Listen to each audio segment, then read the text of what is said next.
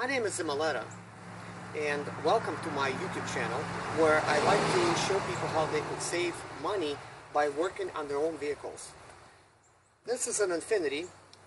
This is my wife's vehicle here. It's got a problem. Eventually I'm going to get to fixing this vehicle here, but right now I'm actually covering the Sprinter subject. I've been an owner of a Sprinter since 2007.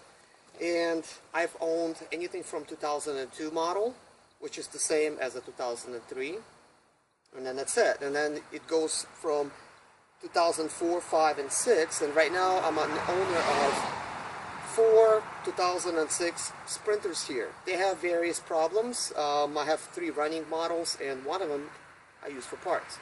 I'm sure if you guys have seen my videos, you've been seeing me taking the 2006 Sprinter apart here, the one that for parts. So I would like to show you guys how you can self-diagnose your Sprinter, or maybe you could actually find some kind of issue that I had, and maybe it's going to be a solution to your problem.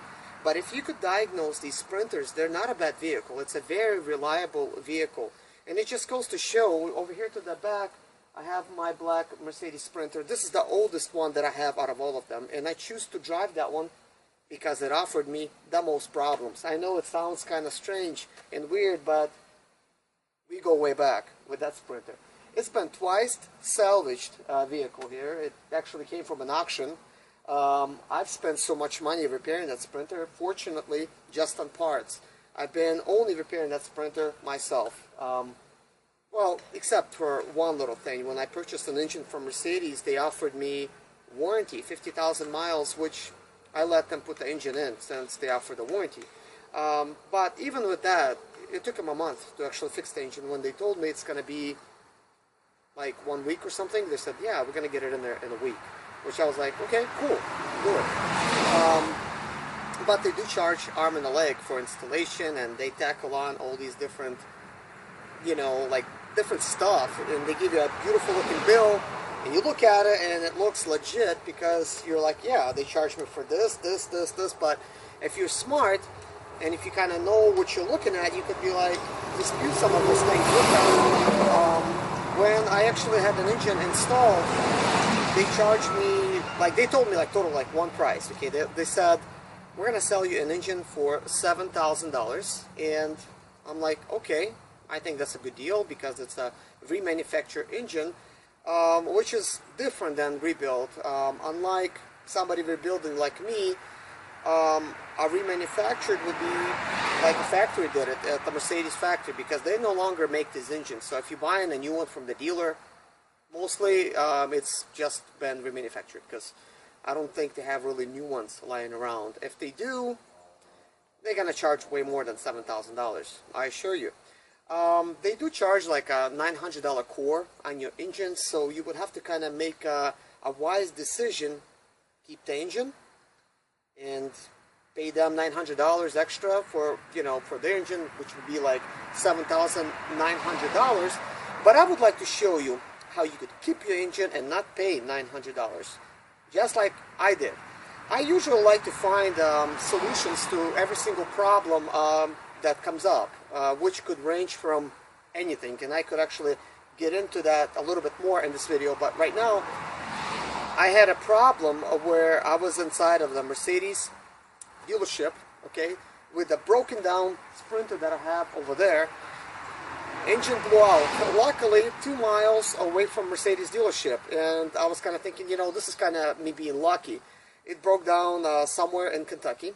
I just passed Cincinnati going up that hill. If some of you expediters have been there, you know what I'm talking about. It's a huge hill. It's just, well, not a hill. I mean, it's really like a mountain.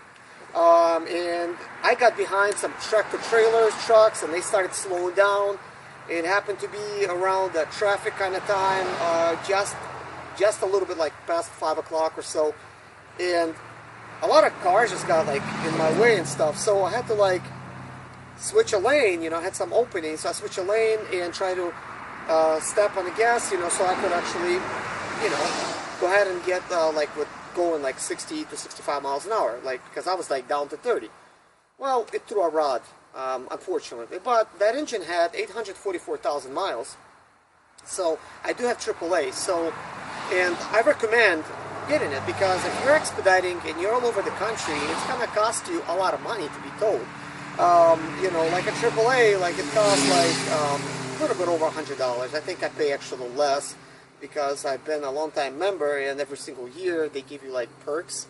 I probably paid like, I don't know, maybe like $70 or $80 this year, and I get something like, because my wife actually joined up and they gave like a 2-for-1 special, and I think I get like 6 or something tows around like 100 miles range. I didn't get the one that for 200. So anyways, I have AAA towing, and I also had progressive towing at the moment. So since it was only 2 miles, I decided, you know, I'm not going to waste the AAA one. I called Progressive and I had them tow me to the dealership. So here I am in a dealership and I have a dilemma. I'm thinking, you know, I got a 2006 Sprinter here with 844,000 miles, and it's been salvaged twice. It's been giving me like so many problems with the engine. Well, some transmission problems. They were pretty easy to fix. I could kind of tell you a little bit later. But anyways, buy a new Sprinter, which was some beautiful models there. It just was just a little bit past, you know, 2013. We were already in 2014, right around February. They had some beautiful new models and stuff. Because 2014, 4-cylinder model just came out. It sounded really promising, you know, it was like a twin turbo. It sounded like it was going to be like fuel efficient, because I really like the 5-cylinder models, but the 2014 model with like a 4-cylinder seemed really ideal for me, because when you're expediting, it really matters how much money you're going to actually spend on fuel. And I know right now, at the moment, the fuel prices are not bad. Right now, they're actually around like $1.75 over here in South Carolina while I'm shooting this video. Hopefully they're going to stay that way. So when I drive all over the country, you know, you see various prices and stuff, and there's like a little average. But the most money you spend on is the fuel if you're expediting, and whatever else you make, you deduct the fuel from it, and the next biggest expense would be the actual maintenance. And that's actually what I want to help you guys with. You could already save on fuel. Why not save on maintenance if you can?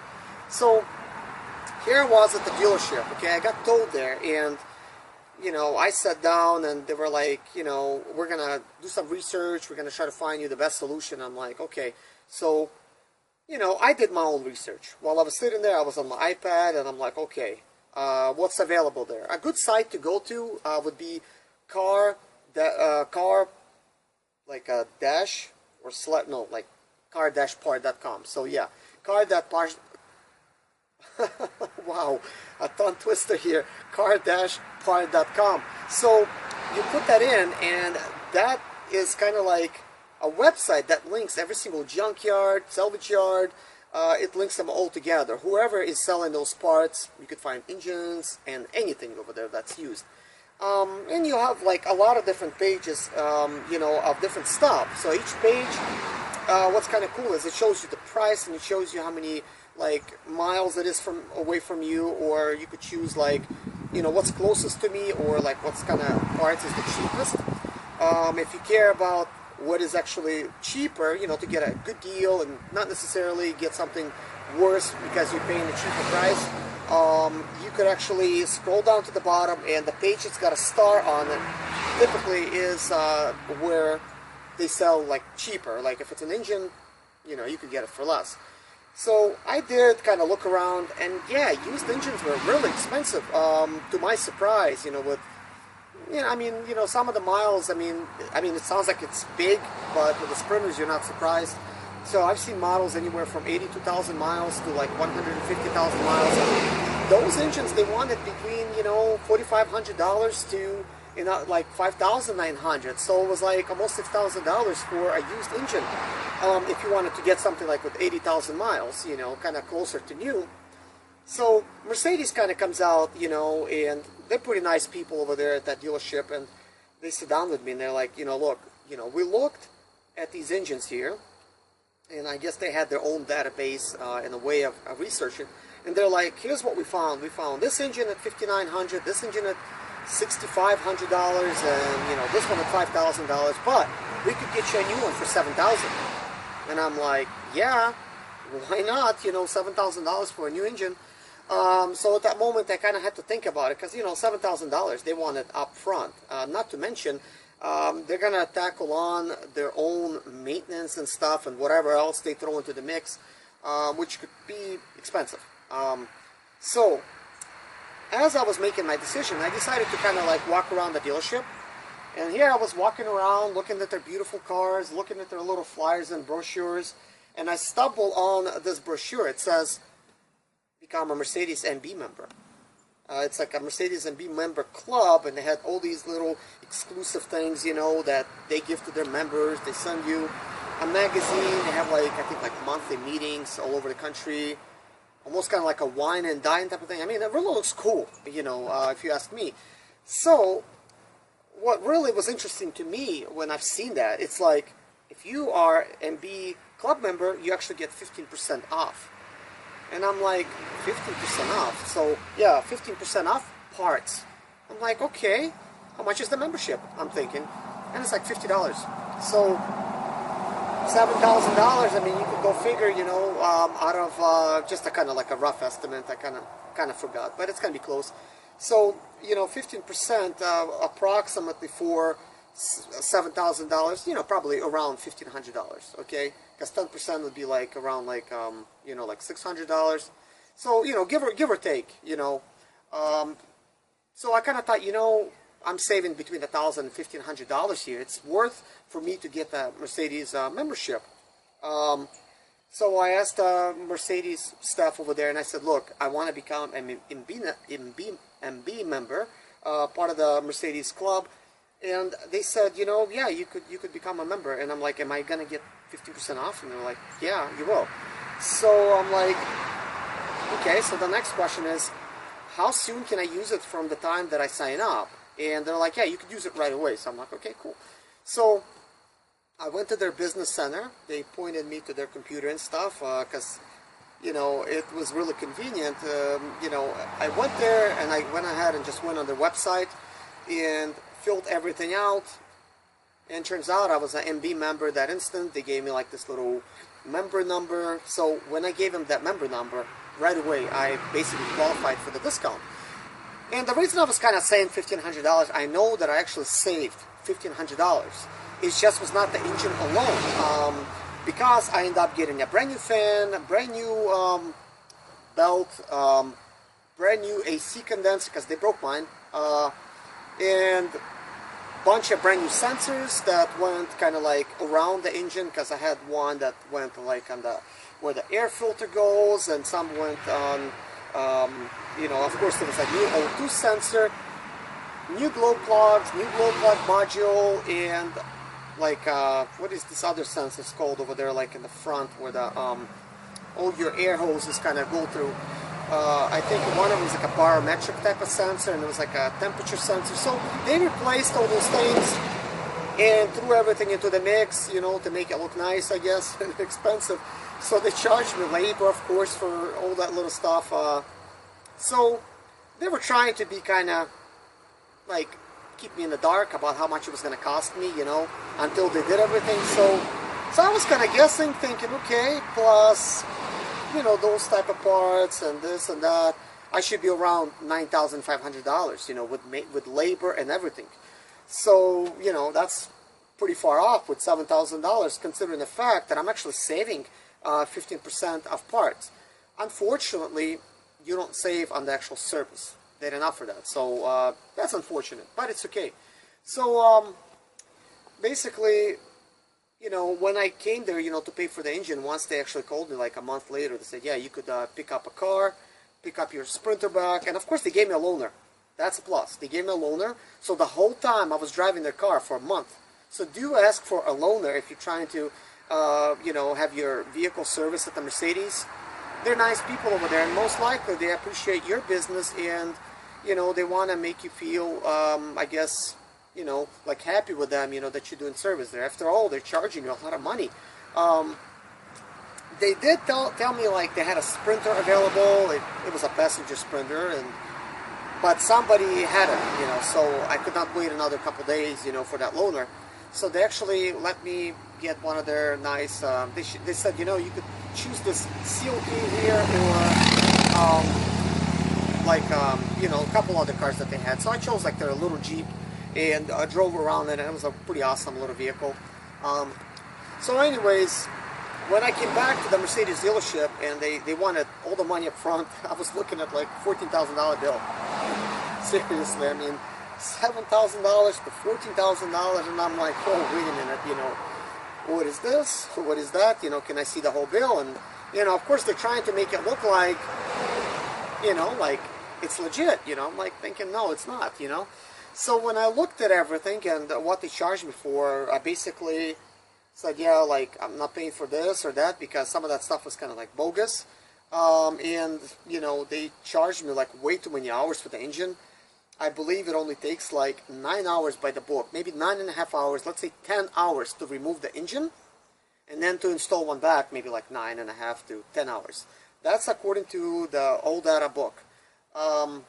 And typically, you know, if you're going to ask a shop, you know, to try to remove it for you, like some kind of shop, they're probably going to charge you like $900 to remove it, $900 to put it in.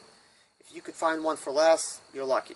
So they were charging me like, I think like 29 hours to actually remove my engine. Plus they had different various other things that they were charging for. Some stuff they were nice enough not to charge for, like installing a fan and putting in the actual AC condenser, because they have to take that stuff out in order to actually work on the vehicle. So they broke my AC condenser, but they had me pay for it. And it was really impossible for me to talk to them and have them remove the AC condenser, because they're like, no, you know, yours broke, and, you know, it's not our fault. And I'm like thinking, yes, it is, because that vehicle, before I bought it, was at the auction. A new AC condenser was purchased and installed, so they didn't know how to take it off properly, so they ended up breaking it. So this is the way I actually got rid of that, you know, that little charge. There's other ways of doing it. So I said, okay, you know, how much you charge per hour? I think they were like at $150 per hour. So I had them remove like 2 or 3 hours. So they were happy to do that versus discounting the part that I think they charged me like $150 for, maybe $200. They were not that expensive on the AC condenser, but still, they broke it. So I actually ended up discounting all that. So bargaining with them and stuff like that at the dealer, I actually ended up having them, you know, with a bill with $9,500. So I paid them cash for that, and I was out. I know some of you guys may think, you know, this is kind of crazy, you know, why buy a brand new engine in such an old car? And, you know, it's to each its own, you know, as they say. I personally like to live my life with is the least bills as possible. I like to own everything because, you know, I like to read, you know, different type of books by, you know, different millionaires and such, and, you know, they teach you a lot of different stuff. I mean, rich people, they just don't spend this kind of money that, you know, an average person likes to spend. I mean, you know, we like all these luxuries and we want to afford them now, and we cannot afford them right now, but we're willing to actually get a loan for those things. And sometimes it's okay. I mean, there's sometimes instances where if you don't get on a loan, you're just going to be like broke, and yeah, go ahead and buy it, you know, if that's going to make you money. There's just certain instances where it is appropriate. But in my case, I had a decision to make. Yes, I could have bought a used Sprinter, and, you know, I could have probably got one for $9,000. Like another used Sprinter, and maybe used mine for parts. But I decided to just get a new engine because my body is solid, you know, it was driving good. Up until that point, you know, the actual body, I mean, you know, like with the steering wheel, like it feels solid, like when you drive it, you know, it was pretty good. You know, even with all those problems, you know, I actually kind of call the Sprinter is basically kind of like a university on wheels, for two reasons, you know. One of them is because as I drive, it breaks down. Now I have to learn another thing, you know, to try to fix that Sprinter. So, and another reason is because while I'm driving it and I travel all over the country, I get paid to learn stuff from audible.com. You know, I actually go there and listen to older books I've spent a lot of money on cutting, well, I can tell you that right now, but